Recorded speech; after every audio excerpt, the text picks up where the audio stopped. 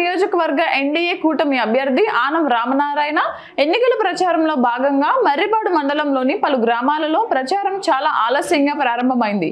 ఈ ప్రచారంలో నైర్దనంపాడు గ్రామంలో ఆయన మాట్లాడారు.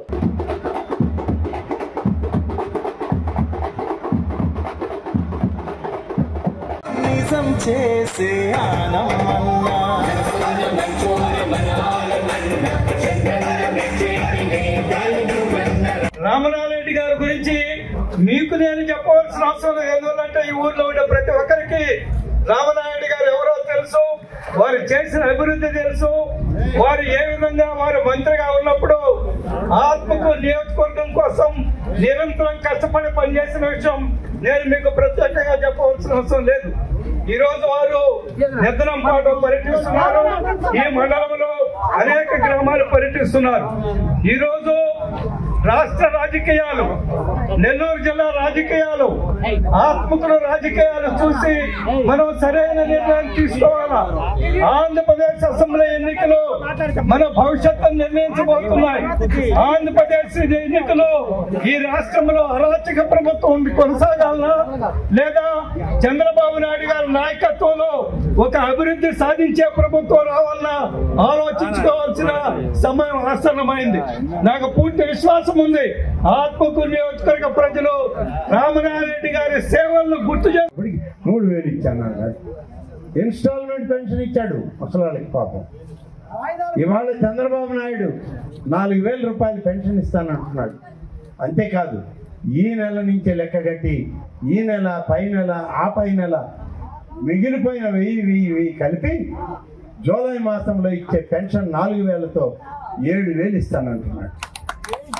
కాబట్టి ఆయన ఏమంటున్నాడు, 3000 పెన్షన్ని నేను 3500 చేస్తాను చెప్పేశాడు ఆయన. 3000 నుంచి 3500 చేస్తాను. అది కూడా ఒక్కసారి ఇవ్వను, 3వ సంవత్సరమో 4వ సంవత్సరం ఇచ్చి పెంచుకొని పోయి 3500 ఇచ్చి కొస రాగం చేస్తాడు. మొదటి రాగం అయిపోయింది, ఇక చివరి రాగం మిగిలింది. మీరు ఆలోచించుకోండి, ఏ రాగం కావాలనో ఆ కొండంతా రాగం తీసి ఆయన ఏం చేస్తాడో ఆలోచించి. రైతుల్ని మోసం చేశారు, వృద్ధాప్యంలో ఉన్నటువంటి పెద్దల్ని మోసం చేశారు, ఇవాళ వికలాంగుల్ని మోసం చేసి తెలుగుదేశం పార్టీ ఇచ్చేటువంటి వికలాంగుల పెన్షన్ 3000 నుంచి 6000 రూపాయలు వికలాంగుల పెన్షన్కి ఇవ్వడం జరుగుతుందన్న హామీ ఇవ్వడం జరిగింది. కాబట్టి నేను ఆలస్యంగా రావడానికి కారణం కూడా అదే. చంద్రబాబు నాయుడు గారి దగ్గర ఒక సమావేశం జరిగింది. 6-7 నియోజకవర్గాల శాసనసభ్యులు మన పార్లమెంట్ సభ్యులైన ప్రభాకర్ రెడ్డిని కూర్చోబెట్టి మాట్లాడారు. అన్ని సమస్యలకు పరిష్కారం చెబుతూ ఆయన అన్నాడు, ఇదిగో కొత్త జీవో నిన్న విడుదలైంది. ఇంత దుర్మార్గమైనటువంటి పరిపాలన మనం గతంలో ఎప్పుడు చూడలేదు. ఇవాళ ఈ జీవో విడుదలైతే నాకే భయం వేస్తుంది.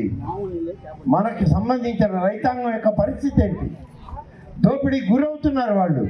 దీన్ని అడ్డుకోవాలి, అవసరమైతే న్యాయస్థానాలకైనా వెళ్ళి దీన్ని అడ్డుకుందామని చెప్పి ఆయన ఆలోచించి చెప్పడం జరిగింది.